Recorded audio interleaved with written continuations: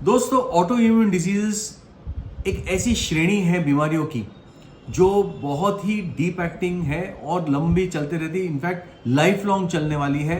और immune status को यानी खुद के ही इम्यून जो सेल्स है वो खुद के ही बॉडी के अगेंस्ट वो हो जाते हैं और उससे अनेक लक्षण आते हैं।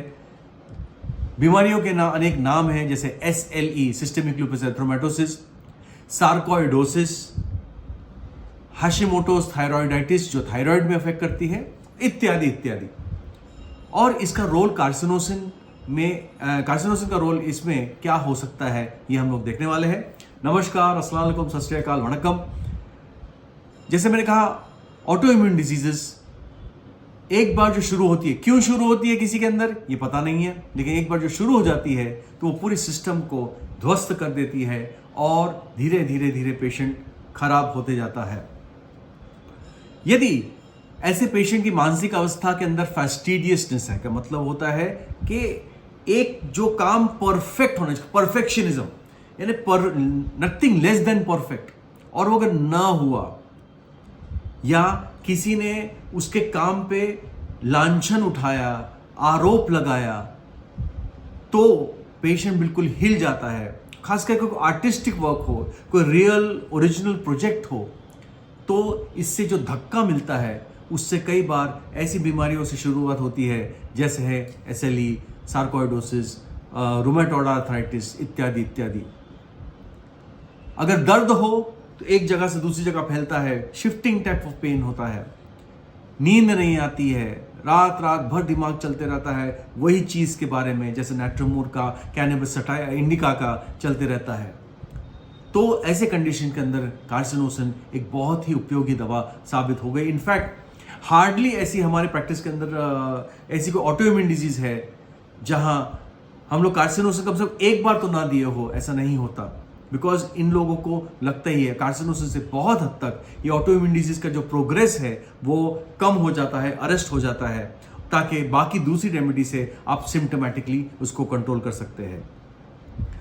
फेफड़े की अगर ऑटो इम्यून डिजीज है, जैसे ILD बोलते हैं, इंटरस्टिशियल लंग डिजीज, अब इसका कोई कारण नहीं रहता। बहुत लोग बोलते हैं कि भाई वो डस्ट के वजह से हुआ या एलर्जी की वजह से हुआ, कई और ये सब चीज़ का कोविड के बाद से तो बहुत ज़्यादा बढ़ गए हैं, ये जो श्रेणी बीमारियों की है।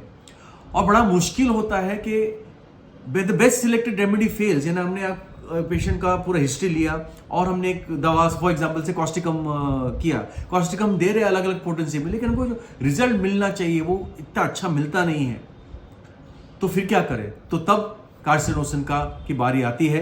एक सिंगल डोज दे दो 200 या 1 पोटेंसी का, और फिर उसको रुकना चाहिए।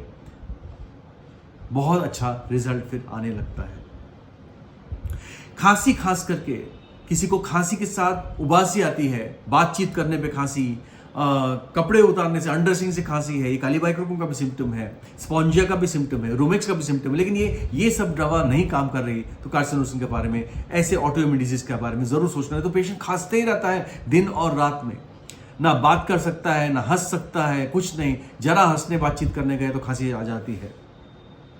सिम्टम्स चेंज होते रहते हैं, बांझपन आ जाता है, और बांझपन के लिए सिर्फ दवा तो दे दिया लेकिन कोई फर्क ही नहीं पड़ रहा है, तो कार्सिनोसिन का सिंगल डोज दे दो, तो बहुत हद तक ये पेशेंट दूसरे रेमेडीज से ससेप्टेबल हो जाता है। दोस्तों, इतनी खराब बीमारियां रहती है ऑटो इम्यून डिजीज, तो पेशेंट को ऐसा लगता है कि मैं मर रहा हूं, टू सुसाइडल टेंडेंसी, और इसके सुसाइड के बार बार थॉट्स आते हैं। तो हर बार पेशेंट को ऑरोमेटालिकम जैसे दवा नहीं दी जा सकती, नाजा जैसे दवा नहीं दी जाती, लेकिन ये जो थॉट्स हमारे पास रोकने की क्षमता नहीं है, लेकिन थॉट्स के ऊपर कहानी बनाना, मुझे सुसाइड का थॉट आया तो ये मेरे हाथ में नहीं है, लेकिन फिर मैं कैसे सुसाइड करूंगा, पूरी कहानी बनानी ये मेरे हाथ में है। तो अक्सर कई बार पेशेंट ये टेंडेंसी हो जाती है और वही सोचते रहते हैं। ये सोच को अगर हमको तोड़ना है तो कार्सिनोसिन जैसी दवा का उपयोग हमको करना पड़ता है। दोस्तों, कार्सिनोसिन के बारे में कोई प्रश्न हो तो इंस्टाग्राम पे आदिल होम्यो सेंटर के नाम से हूं, वहां पर आप मुझे फॉलो करेंगे, वहां पूछ सकते हैं। हमारे ये कार्सिनोसिन के बारे में और भी कोई प्रश्न होम्योपैथी के बारे में हो, आपको कोई ट्रेनिंग लेनी है, तो 11 से लेकर 18 जून हमारा एक सेशन होने वाला है समर स्कूल नागपुर महाराष्ट्र के अंदर। आप इंटरेस्टेड है तो प्लीज कॉन्टैक्ट अस और 9307965618। जो भी दवा बताता हूं प्लीज अपने होम्योपैथ से कंसल्ट करके लेंगे, पोटेंसी भी उन्हीं से कंसल्ट करके पूछेंगे। और जो लोग हमारे चैनल पे पहली बार आए हैं, हमारी वीडियोस को लाइक कीजिए, कमेंट्स दीजिए और चैनल को सब्सक्राइब करना ना भूलें।